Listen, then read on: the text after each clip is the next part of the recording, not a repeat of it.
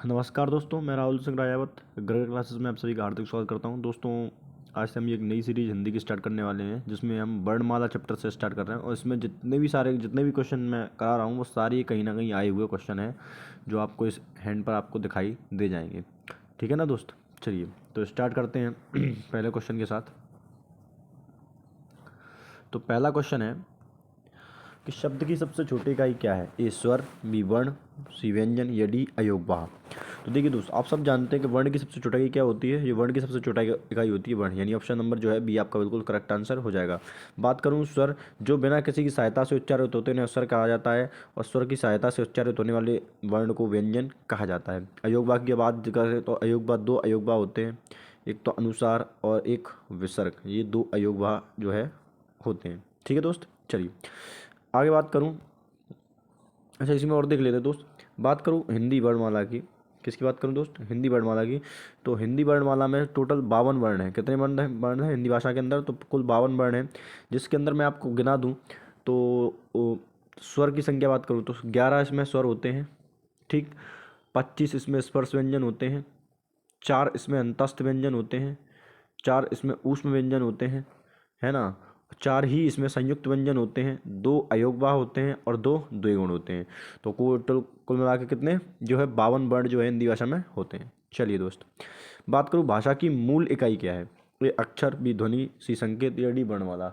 देखिए दोस्त, बात करूँ भाषा की जो मूल इकाई है वो है आपकी वर्ण। भाषा की मूल इकाई क्या होती है? वर्ण, है ना। ठीक है, चलिए वर्णों और वर्णमाला की बात करूँ तो वर्णों के सार्थक क्रम को क्या कहते हैं दोस्त? वर्णों के सार्थक क्रम को हम वर्णमाला कहते हैं। चलिए, वर्णों के समुदाय को क्या कहते हैं? ए वर्णमाला, बी सर्वनाम, सी अक्षर, या डी क्रिया। तो देखिए दोस्त, वर्णों के समुदाय को क्या कहा जाता है? तो वर्णों के समुदाय को हम वर्णमाला के नाम से जानते हैं। किसके नाम से जानते हैं दोस्त? तो इसे वर्णमाला के नाम से जानते हैं। चलिए, वर्णमाला किसे कहते हैं? ए शब्द समूह को, बी वर्ण समूह को, सी शब्द गणना को, या डी व्यवस्थित वर्ण समूह को। तो देखिए दोस्त, वर्ण समूह की बात करूँ तो वर्णमाला कहते हैं व्यवस्थित वर्ण समूह को। क्या कहा जाता है? व्यवस्थित वर्ण समूह को जो है वर्णमाला कहा जाता है। व्यवस्थित वर्ण समूह क्या कहते हैं? वर्णमाला कहा जाता है।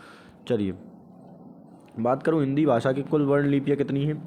ए 44, बी 33, सी 52, या डी 48। तो देखिए, हिंदी भाषा की कुल वर्ण लिपियाँ की बात करूँ तो हिंदी भाषा की कुल वर्ण लिपियाँ कितनी है दोस्त? 52। कितनी है? तो हिंदी भाषा की कुल वर्ण लिपियाँ 52 है, जिसमें मैंने आपको बताया था, जिसमें से 11 स्वर होते हैं, 25 स्पर्श व्यंजन, 4 अंतस्थ व्यंजन, 4 ऊष्म व्यंजन, 4 संयुक्त व्यंजन, 2 द्विगुण और 2 ही अयोगवाह इसमें पाए जाते हैं। कुल मिला के जो है 52 वर्ण ये बनाता है। चलिए, हिंदी में ध्वनियों की कितने प्रकार की होती हैं? ए 2, बी 4, सी 6, या डी 8।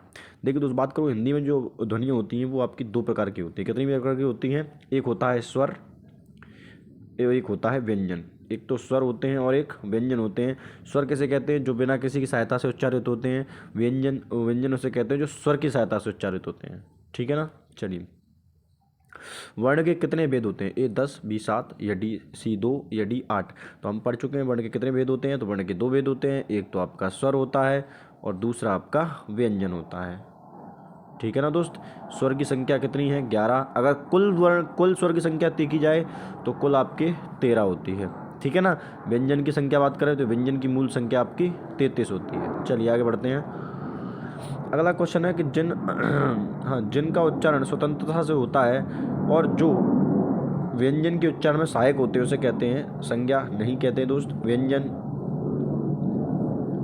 ऑप्शन बी का स्वर नहीं कहते। स्वर तो बिना किसी की सहायता के उसको विसर्ग भी नहीं होगा। तो इसमें जो आपका आंसर होगा दोस्त वो क्या होगा? ऑप्शन नंबर जो है सी बिल्कुल करेक्ट आंसर होगा।